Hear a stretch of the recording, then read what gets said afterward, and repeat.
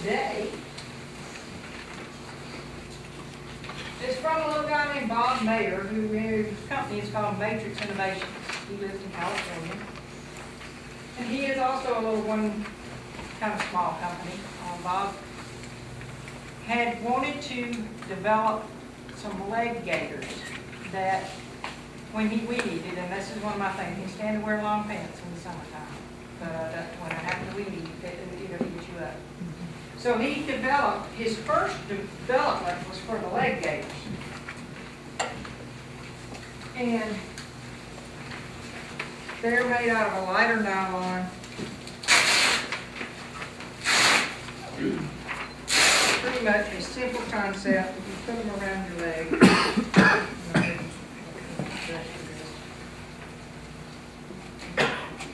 Put the Velcro together, and you have protection for your leg, but yet it's fully against.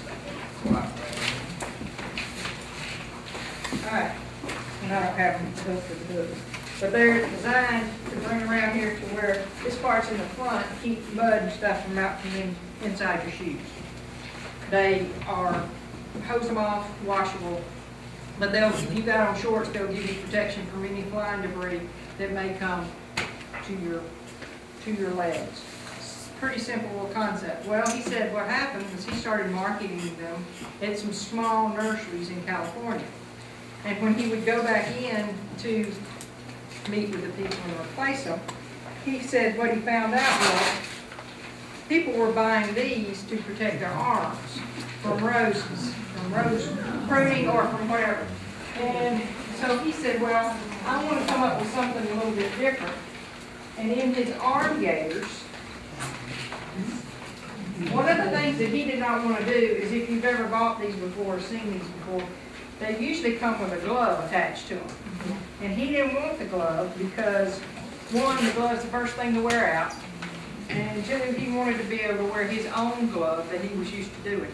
So what he did was he developed the ones without them so that you can use your own glove with your gloves so that it stays nice and tight. But these will last forever. I mean, there's really nothing that much to tear up about. But they were made for a rose group out of California, particularly to be able to prune roses or any sticky bush. But just think about it as something you can use just to carry things. They're also a harvest aid too. If you go out and pick squash in the summertime,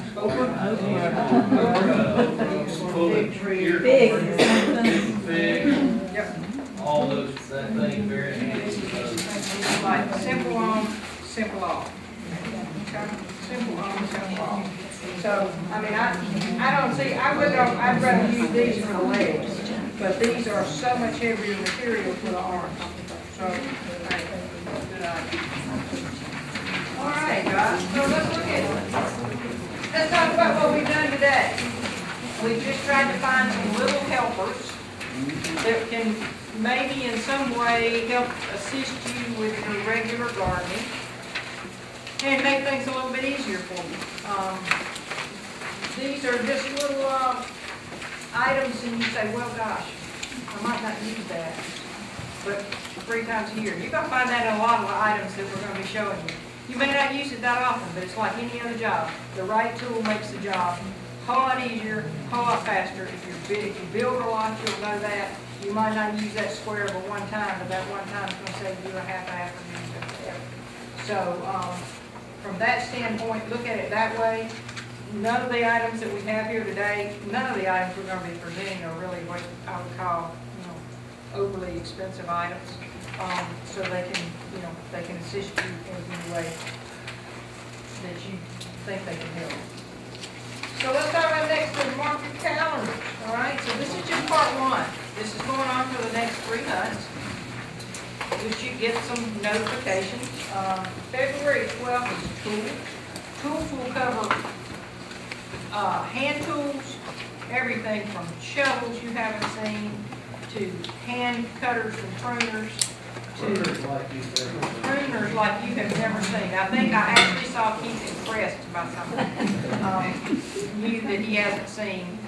with the pruners. We got long handle pruners to keep you off the ladders. You can prune them up to 4 and 6 feet high.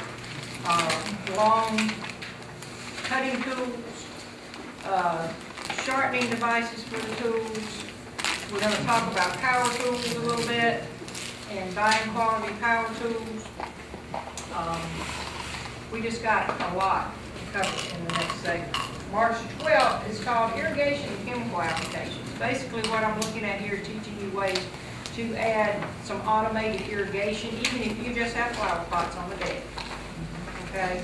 And your flower pots are strung along, you can put those on an automated timer very simply for very little money, and you won't have to worry about getting them watered at the right time or when you're on vacation or whatever. Save you some time. The chemical application portion of this is really to talk about weed control. How to keep things out of your garden and how to make them less maintenance. Okay? Less maintenance. And April the 9th, our last segment is on plantings and container gardening. We're going to talk about many unique ways of vertical gardening has started coming in. People who live in have small gardening areas. I'm going to have assistance from one of our lifetime, Miss Barbie Colvin, is going to do plantings. And if you've been to her house, know she's got a wide variety of plantings. And we're going to talk about plantings that can stay small, live in a container for a long time and look nice, or that are easy, low maintenance plants that look good and don't, require a lot of care. So please put these on your calendars because we're going to have a lot of stuff just like today to give away. So that is it, except for pulling tickets.